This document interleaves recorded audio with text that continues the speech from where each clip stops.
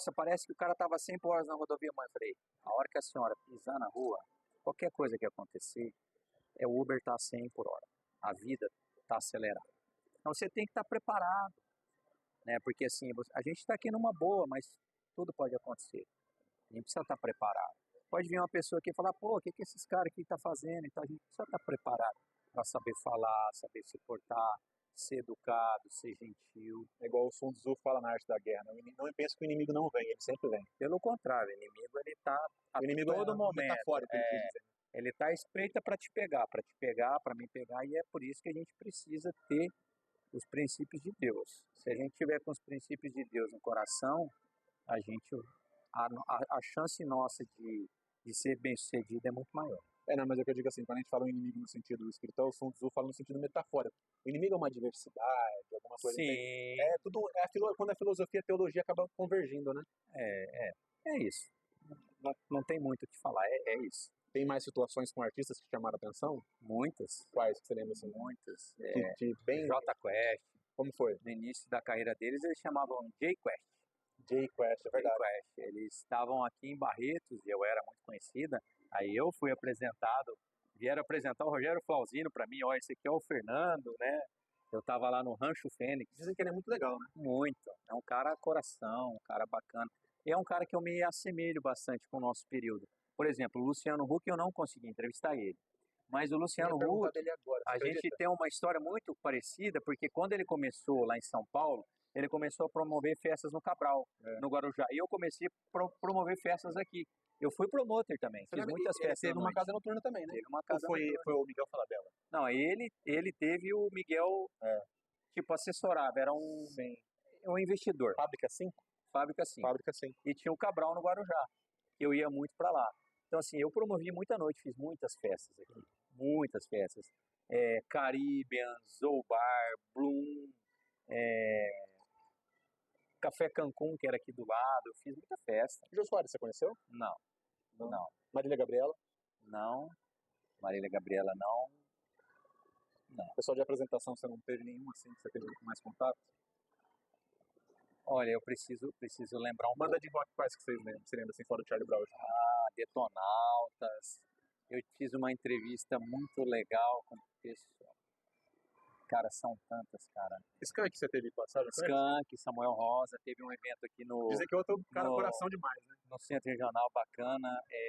Teve um evento aqui chamado Planeta Skol. Eu tive com ele aqui.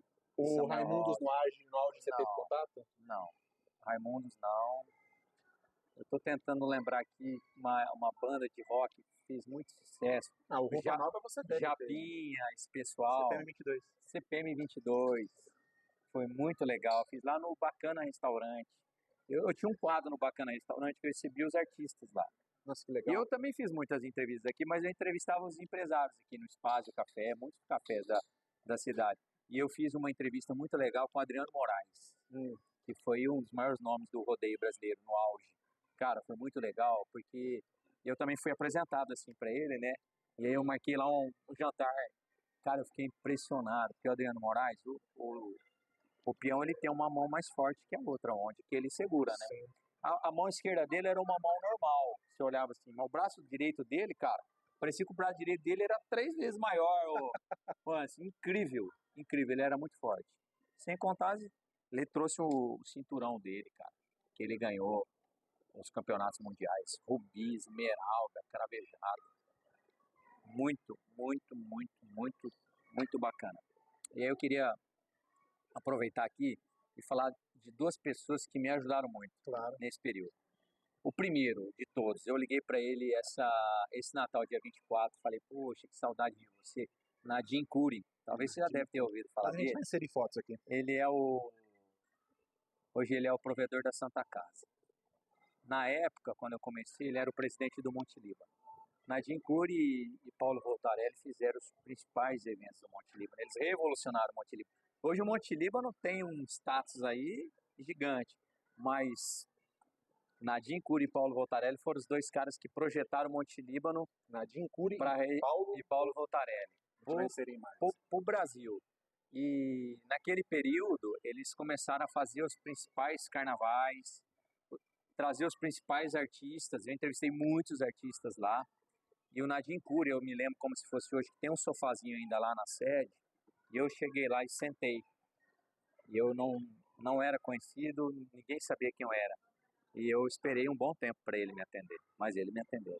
Sorte minha que ele me atendeu. E ele acreditou em mim, cara. Ele acreditou em mim. E ele começou a apostar em mim. E eu fui avançando, fui avançando. A gente fez grandes parcerias. Aí, num período, eu fui para Porto Seguro, no fim de ano, assim, me diverti, vi lá a festa da Bahia. Aí eu cheguei aqui, lá no Monte Líbano, tinha uma prainha lá. E aí eu falei pro Nadim, falei, pô, Nadim. Aí ele falou assim, ô Fernando, mais uma tua? Você é maluco. Eu falei, vai dar certo. Cara, nós fizemos o evento de verão lá, foi um sucesso. Inclusive, nós organizamos até o ano passado o evento. Eu brinco lá no Monte Líbano, ainda nós temos a consagrada Xuxa, né? Que todo mundo lembra, e eu sou o Xuxo. Cara, quantos casais não se conheceram lá no Monte Líbano em virtude do evento da prainha que a gente fez? Casaram com filho de família. Cara, se conheceram lá, cara. Hoje tá com filho grande, onde eu passo, falo Fernando, Fernando, Fernando. E a gente foi mudando o perfil do evento ao longo dos anos. E o que eu fiz na época, a sacada aí, você vê, eu vou falando, vai abrindo, né? Eu trouxe os principais atores da Malhação, todos. Ah, que legal. Nossa, Cauã Raymond No começo de carreira. veio, é claro que entrevistei, Cauã Raymond, Bruno Ferrari, Dado Falabella. Não, da Dolabella. Dado Dolabella, o jovem. Ele deve ser um pouco mais novo que eu hoje. É que ele foi se metendo em alguns problemas ao longo da vida, mas O Rômulo Arantes. Neto. O pai dele era nadador, né?